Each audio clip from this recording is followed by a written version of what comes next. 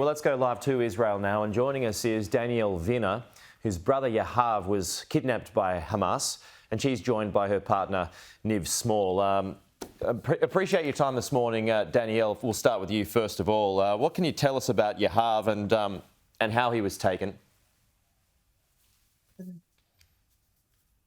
I'll be speaking for Danielle. Danielle's finding it a bit hard to.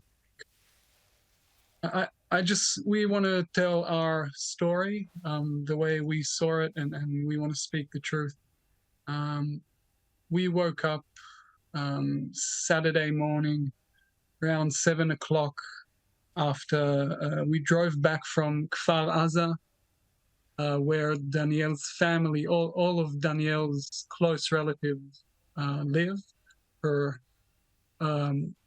3 brothers and parents, and we woke up with horror, seeing the Israeli border from Gaza was broken, and it completely put us in shock. And immediately we sent our messages and asked for questions regarding our family's well-being.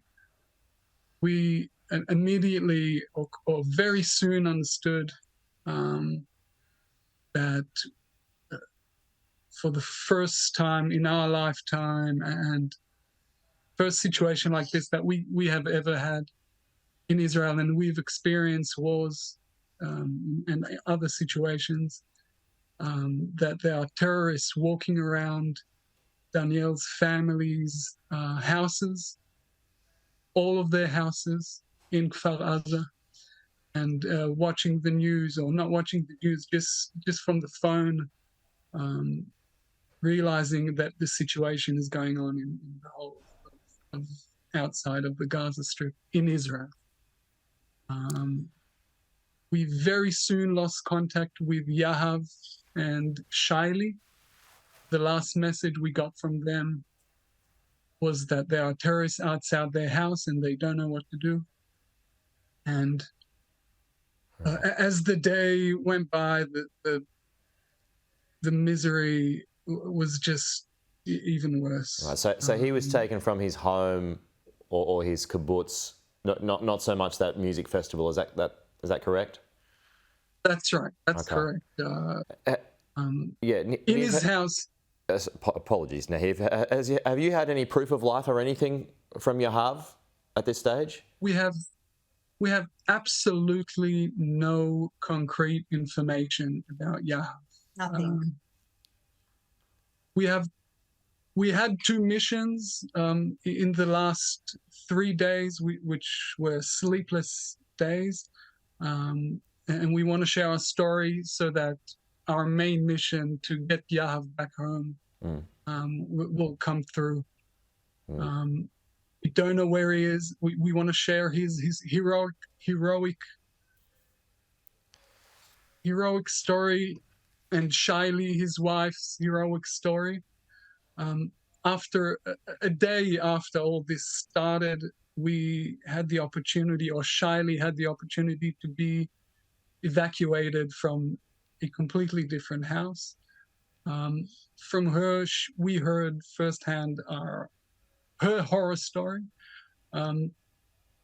Once the terrorists put their hands and tried to open their house, Shaili, with a month-old baby, just ran out of the house. The second she got out of the house, she had 5 shots firing at her, trying to kill her and the baby. And Yahav, in that second, held the window shut so that she can run away and save herself, and most importantly, Shaya, her young baby. She ran away with gunfires at her, and she tried to get into homes, but everyone was in their bunker. Finally, she reached a house that opened the door for her with 3 young children in it, and she was in that house, in that bunker for 27 hours, which No water, no food. absolutely nothing. She had all this time, she had gunshots and firing at her. Every time that the Chaya, the baby, cried, immediately gunshots were fired at her bunker, trying obviously to kill her and her family. After, yeah. No doubt. This is difficult for you to talk about, Niv. But I do have to ask you about this threat from Hamas that's come through in the last few hours that they would kill hostages if they're not given warnings about what buildings are going to be struck by the IDF. I'm just wondering how you feel about that.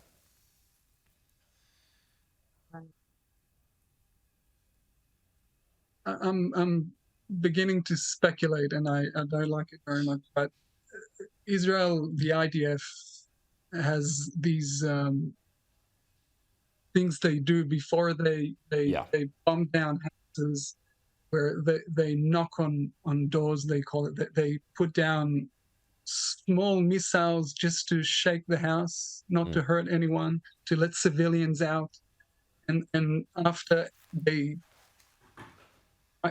view from drones that people have left the house, they bring the houses down with larger bombs. I have absolutely no idea. We don't watch the news. We're not able to comprehend what is going on right now in Gaza. What you're referring to is obviously that Israel, after what has happened, after the horror that went inside of Israeli territory, I don't know, maybe they stopped doing that, and Hamas is maybe referring to them to ask them to bring it back. I honestly don't. Okay. That's okay.